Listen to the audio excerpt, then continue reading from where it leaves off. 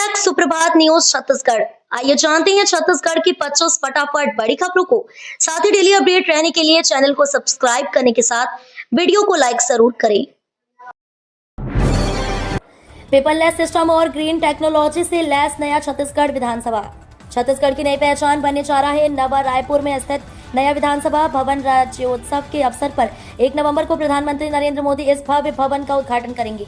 ये भवन न केवल प्रदेश की शासन व्यवस्था का नया केंद्र बनेगा, बल्कि छत्तीसगढ़ की संस्कृति, परंपरा और आधुनिक तकनीक के समन्वय का जीवंत प्रतीक भी साबित होगा। धान की खुशबू, बस्तर की कला और अत्याधुनिक सुविधाओं से सुसज्जित ये इमारत अब राज्य की नई पहचान बनने को तैयार है। नए साल में 5000 शिक्षकों की होगी भर्ती। फरवरी में होगा CGTET और CTET एग्जाम। छत्तीसगढ़ के सरकारी स्कूलों में लंबे समय से प्रत्यक्ष शिक्षक भर्ती प्रक्रिया अब आगे बढ़ने वाली है। राज्य सरकार ने 5000 शिक्षकों के पदों पर भर्ती के लिए वित्तीय स्वीकृति दे दी है। ये भर्ती नए साल में आयोजित की जा सकती है। इसमें सहायक शिक्षक और व्याख्याता के पद शामिल होंगे। इस भर्ती के लिए उम्मीदवारों के पास शिक्षक पात्रता परीक्षा क्वालिफिकेशन होना अनिवार्य है। जो उम्मीदवार अभी तक CGTET या CTET पास नहीं कर पाए हैं, उन्हें अब 2 अवसर मिलेंगे। इसमें पहला CGTET 1 फरवरी 2026 को और दूसरा CTET 8 फरवरी 2026 को आयोजित किया जाएगा। छत्तीसगढ़ में 2028 की तैयारी, वोटर लिस्ट की घर घर जांच। छत्तीसगढ़ में अब वोटर लिस्ट का स्पेशल इंटेंसिव रिवीजन शुरू होने जा रहा है। इसे लेकर राज्य चुनाव आयोग ने निर्देश जारी कर दिए हैं। ये वही प्रक्रिया है जो हाल ही में बिहार में लागू हुई थी। मुख्य चुनाव आयुक्त ज्ञानेश कुमार ने देश के जिन 12 राज्यों में SIR कराने का ऐलान किया, उनमें छत्तीसगढ़ भी शामिल है। इस बार प्रदेश की सभी 90 विधानसभा सीटों की वोटर लिस्ट की गहनता से जाँच होगी। हर वोटर को फिर से वेरीफाई किया जाएगा ताकि 2028 के विधानसभा चुनाव से पहले मतदाता सूची पूरी तरह अपडेट और त्रुटि रहित हो। वहीं चुनाव आयोग इस पहल का CM साई ने भी समर्थन व्यक्त किया है। जशपुर के पंडरापाट में 20 करोड़ की लागत से बनेगा तीरंदाजी एकेडमी। जिले के सना तहसील के पंडरापाट में आधुनिक संसाधनों से लैस तीरंदाजी एकेडमी खोला जाएगा। इसके लिए मंगलवार को मुख्यमंत्री विष्णुदेव साई और NTPC के बीच एग्रीमेंट हुआ है। ये तीरंदाजी केंद्र NTPC के CSR फंड से 20 करोड़ 53 लाख की लागत से बनाया जाएगा। इस एग्रीमेंट के बाद मुख्यमंत्री साई ने कहा कि NTPC द्वारा आर्चरी सेंटर स्थापित किए जाने के लिए 20 करोड़ 53 लाख रुपए की राशि CSR के माध्यम से दी जा रही है। मुझे इस बात की खुशी है कि उन्होंने कहा कि जशपुर क्षेत्र के युवाओं में तीरंदाजी के लिए बड़ी संभावनाएं हैं। कोरबा जिले में प्रशासनिक फेरबदल, 4 SDM के बदले गए स्थान। छत्तीसगढ़ के कोरबा जिले में प्रशासनिक स्तर पर बड़ा बदलाव किया गया है। कलेक्टर अजीत बसंत ने 4 अनुविभागीय दंडाधिकारियों के ट्रांसफर और पोस्टिंग का आदेश जारी किया है। आदेश के मुताबिक जिले के 3 डिप्टी कलेक्टर और 1 संयुक्त कलेक्टर के पदस्थापना स्थल में परिवर्तन किया गया है।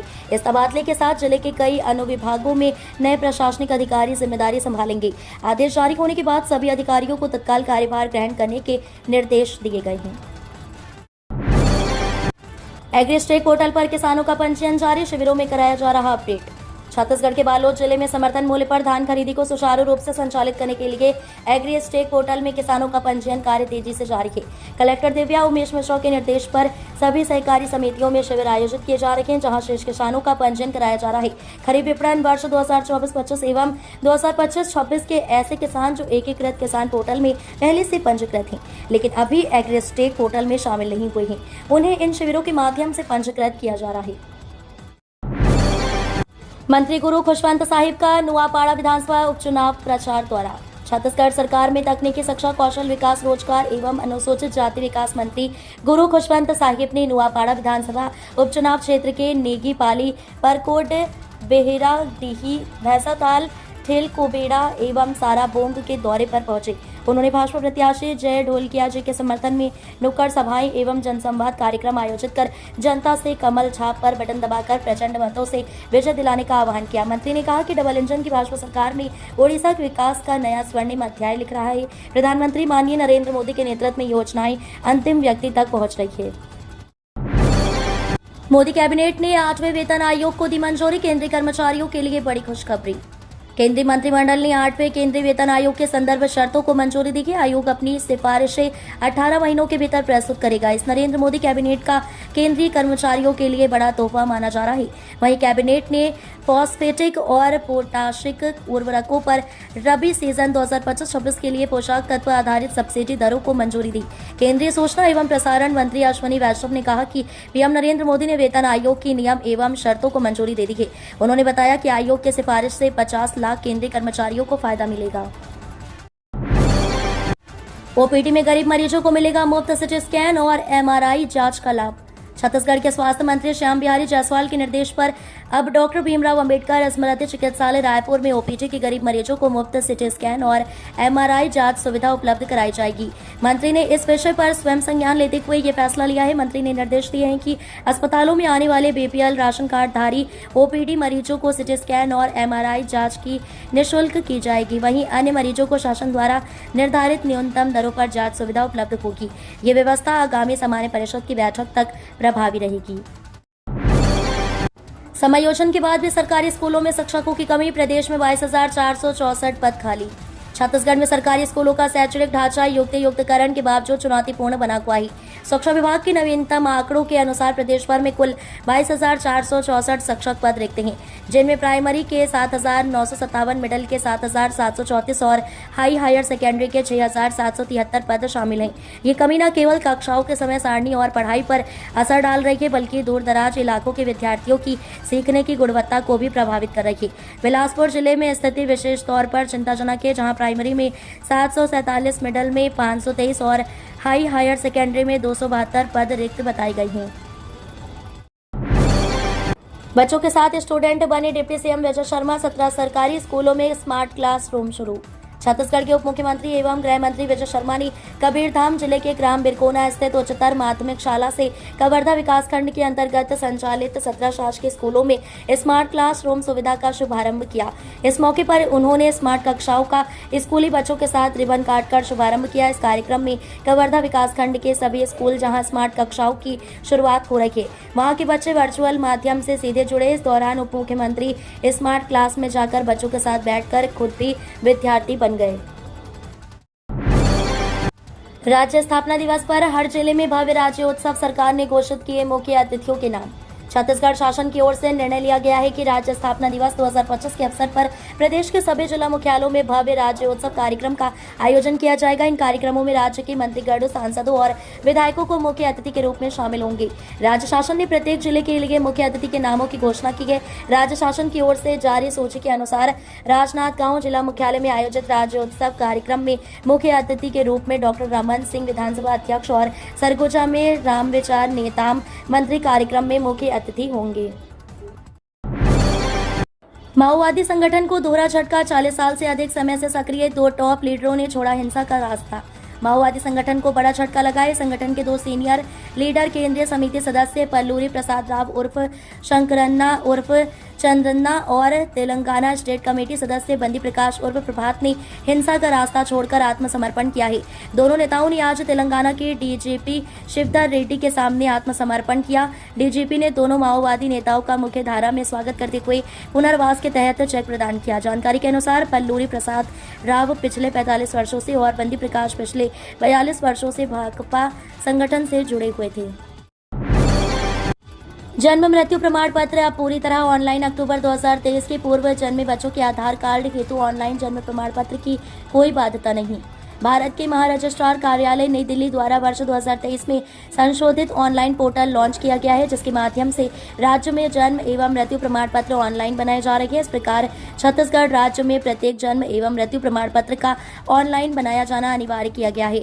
उल्लेखनीय है कि जन्म मृत्यु पंजीकरण अधिनियम 1969 में वर्ष 2023 में संशोधन किया गया है। संशोधन के अनुसार अक्टूबर 2023 के बाद जन्मे बच्चों की जन्मतिथि प्रमाणित करने के लिए जन्म प्रमाण पत्र की एकमात्र वैध आधार होगा।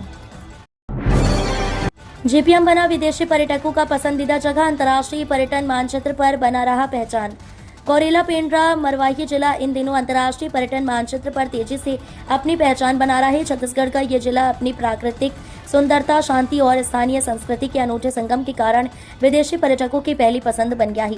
हाल के दिनों में जिले के ठाटपथरा और आसपास के क्षेत्रों में विदेशी मेहमानों की संख्या में वृद्धि हुई है। यहाँ के पारंपरिक मड हाउस पर्यटकों के बीच नया आकर्षण बन रहे हैं, जहाँ वे ग्रामीण जीवन और स्थानीय आतिथ्य का अनुभव कर रहे हैं। नहीं बदलेगा राजिम रेलवे स्टेशन का नाम, रेलवे ने कहा कोई प्रस्ताव प्राप्त नहीं।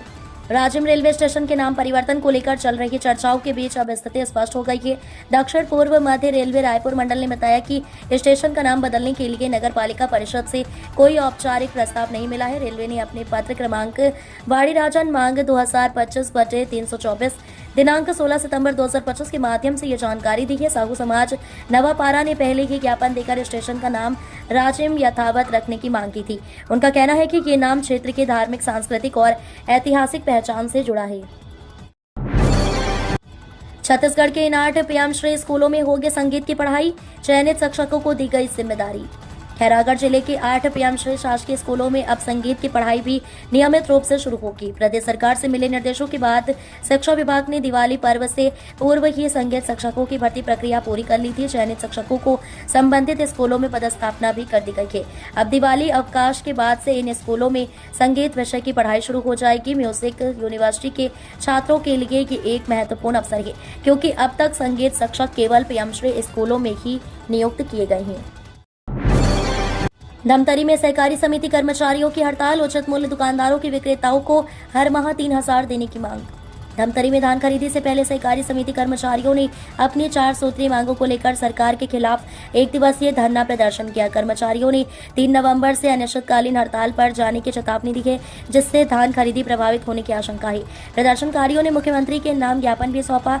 ये संभाग स्तरीय धरना प्रदर्शन धमतरी के गांधी मैदान में आयोजित किया गया था, जिसमें 5 जिलों के अध्यक्ष और सदस्य बड़ी संख्या में शामिल हुए।